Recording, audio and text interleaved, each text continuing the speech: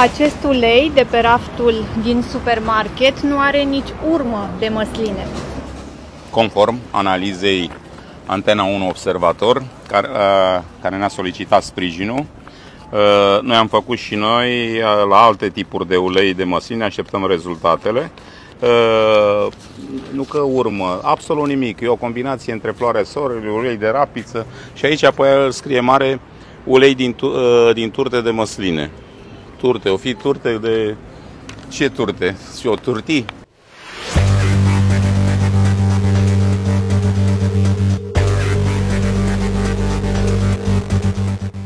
Ăsta este uleiul de măsline. De unde îl aduceți? El vine din platforma noastră centrală de la depozit central, de la Ștefănești. De la Ștefănești. Acest ulei nu conține niciun gram de măsline, nici umbră, nici miros, nici absolut nimic. Este un fals ordinar care duce în eroare consumatorul. Ulei de măsline. Îl aveți de mult la raft? O să vă lăsăm spre probă o copie după analize, da? Să vedeți că conține de la ulei de floarea soarelui, ulei de rapiță, ulei de motor, ulei de ce vrei tu, dar numai fără măslină. Îl retrag imediat și o să anunț și în toată rețeaua ca să... Nu, în toată rețeaua anunțat să fie retras.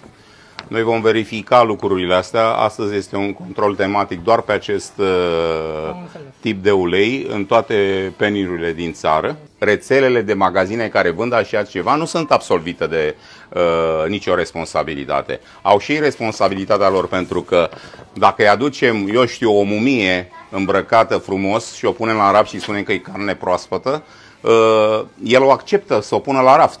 Trebuie să facă aceste lucruri premergătoare expunerii. Orice produs trebuie să-l verifice, pentru că îl înșeală, dar la rândul lui înșeală și el. Dacă nu verifici, el nu are problemă cu responsabilitatea. În afară de retragere, veți suporta și măsurile coercitive și cele complementare înseamnă retragerea și de față cu comisarii, stocarea, sigilarea, numărarea. Iar aici aplicați amenzi de maximă. Deci vor fi o amendă de 50.000 de lei minim. Voi emite un ordin în acest sens la nivel de țară, ca orice produs intrat în supermarket, obligația hipermarketurilor să facă analizele de conformitate. De aici o să ne deplasăm la furnizor, probabil furnizorul este și importator și vom vedea exact. Dacă nu, mergem pe lanț până la importator.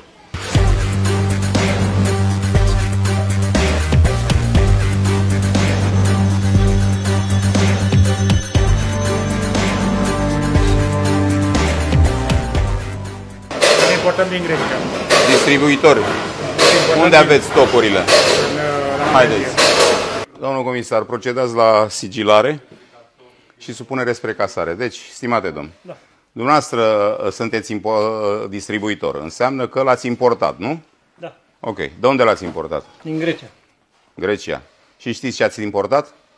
Ulei. De turte de... Ce înseamnă? Ulei de turte de măsline, nu? Ce înseamnă? Ulei de măsline, nu? Ulei de măsline. Ok. Iată, poftiți analizele. Conform analizelor, nu există nicio urmă de măsline în acest ulei.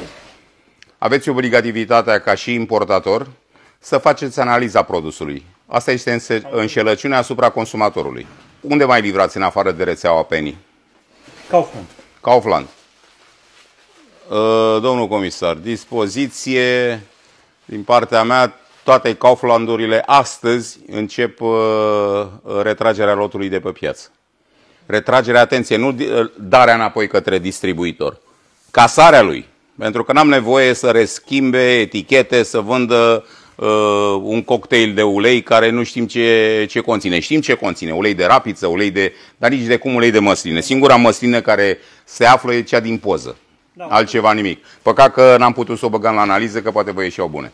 De 3 ani românul mănâncă ulei de rapiță cu toate amestecate. Și asta de cea mai joasă calitate, din toate spărturile, floarea soarelui, căzăturile de rapiță. Face un cocktail de ulei și îl vândă ca ulei de măsline. Și la ce preț?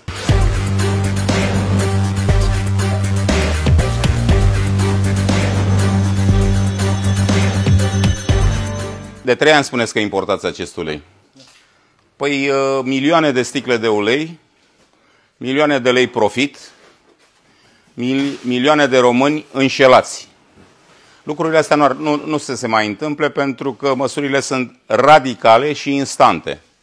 În afară de retragerea loturilor de pe piață, sancționarea la cuantum maxim, acest fabricant din Grecia, care mergem și vom face și către autoritatea elenă, sesizare, și către ambasadă, pentru că noi respectăm, dar vrem să fim și noi respectați. Cum noi livrăm atât cât producem marfă bună către Europa, și Europa trebuie să ne livreze aceeași. Noi nu suntem groapa de gunoi a Europei.